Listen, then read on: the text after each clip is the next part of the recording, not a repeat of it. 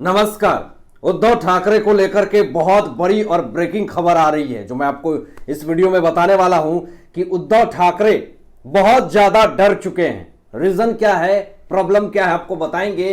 अब ये कहीं ना कहीं इनको ये डर सता रही है कि जो मेरी सरकार है वो चली जाएगी।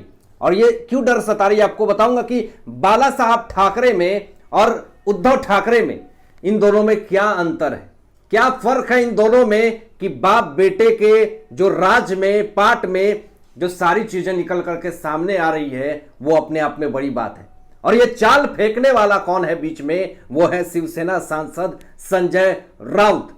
लेकिन आपको बता दें इससे पहले कि 2 साल पहले की वाकया मैं आपको बताना चाहूंगा कि क्या हुआ था 2 साल पहले।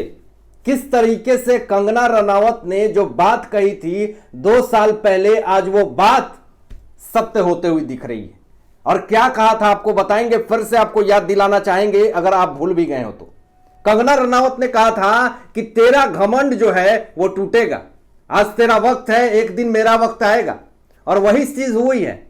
उद्धव ठाकरे ने जिस तरीके से कंगना रनावत के दफ्तर को अवैध बता करके बीएमसी के द्वारा ध्वंस करवा दिया था, तोड़ दिया था, और अंदर की जब पूरा हाल ऑफिस की दिखाई थी कंगना रनावत ने, तो ऐसे सामान को क्षति पहुंचाया गया था, लग रहा हो कि कंगना रनावत को मारा जा रहा है, पीटा जा रहा है। उनके लाइट को, उनके टेबल को किस तरीके से तोड़ा गया, ये तमाम चीजें क्या शोभा देता है।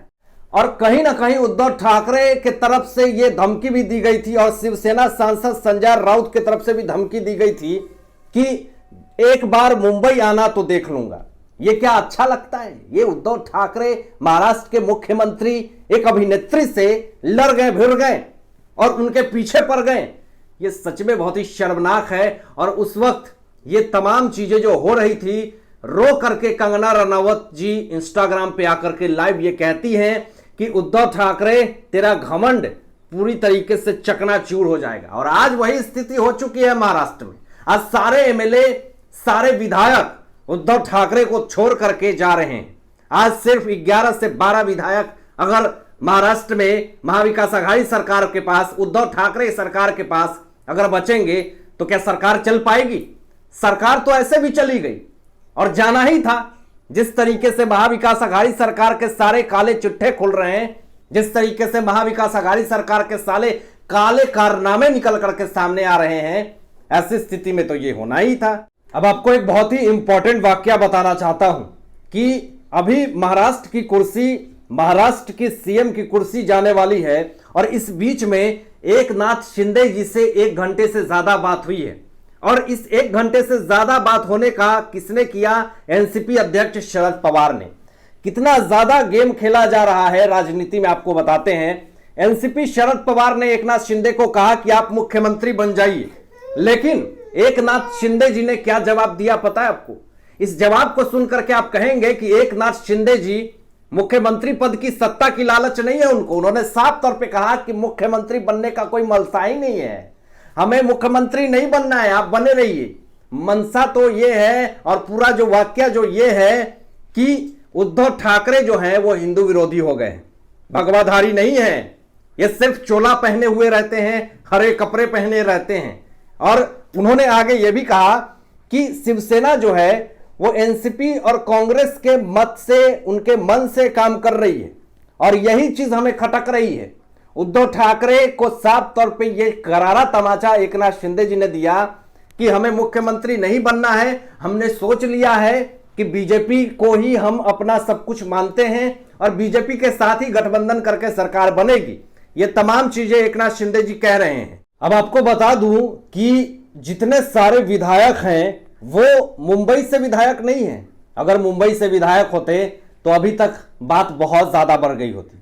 आपको बता दूं कि जितने सारे विधायक हैं वो मराठावाड़ा हैं, मराठावाड़ी हैं, और आपको बता दें कि यूपी से भी हैं। तो ये तमाम विधायक जिस तरीके से अभी सूरत में और गुवाहाटी में जाकर के पूरा मीटिंग चल रही है, और इससे कहीं ना कहीं महाविकास आघाड़ी सरकार की टेंशन बढ़ रही है कि अब आगे होगा क्या।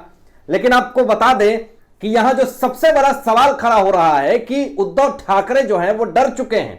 अब यहां शिवसेना सांसद संजय राउत ने भी हाथ खड़े कर दिए, सरेंडर बोल दिए, क्योंकि उनको भी पता है अब सरकार ज्यादा दिन चलने वाली नहीं है, क्योंकि शिवसेना सांसद संजय राउत ने यह कबूल कर लिया है कि विधानसभा को पूरी तरीके से खंडित कर दिया गया है।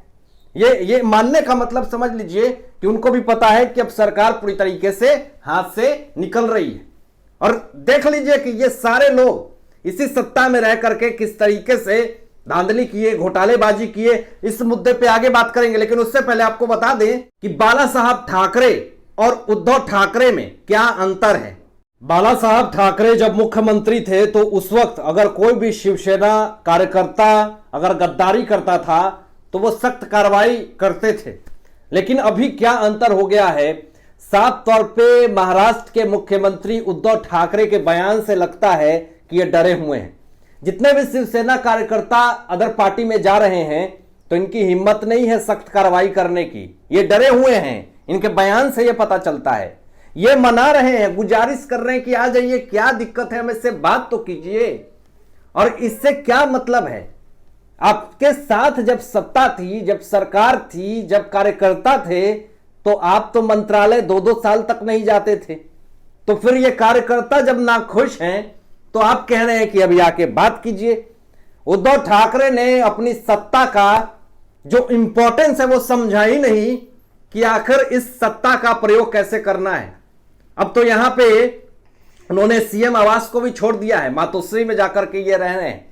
थोड़ा देर पहले ये सुनने में आया था कि महाराष्ट्र के मुख्यमंत्री उद्धव ठाकरे कोरोना संक्रमित हो गए हैं और शाम तक ये पूरे रैली में शामिल हो गए। तो ये पूरा जो वाक्य निकल करके सामने आ रहा है, ये कौन से दिशा धारा में जा रही है, ये राजनीति में क्या उथल पुथल जो हो रही है, कभी भी कुछ भी हो सकता है। ये भारत देश का सबसे बड़ा राजनीति हो रहा है अभी महाराष्ट्र में। ऐसी राजनीति अभी तक आपने ना देखी होगी ना सुनी होगी।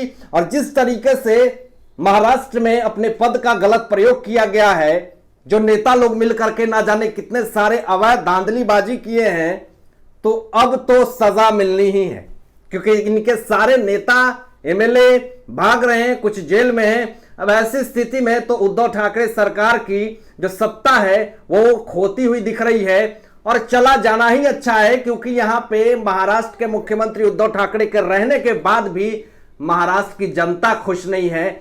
यह सबसे अहम सवाल है।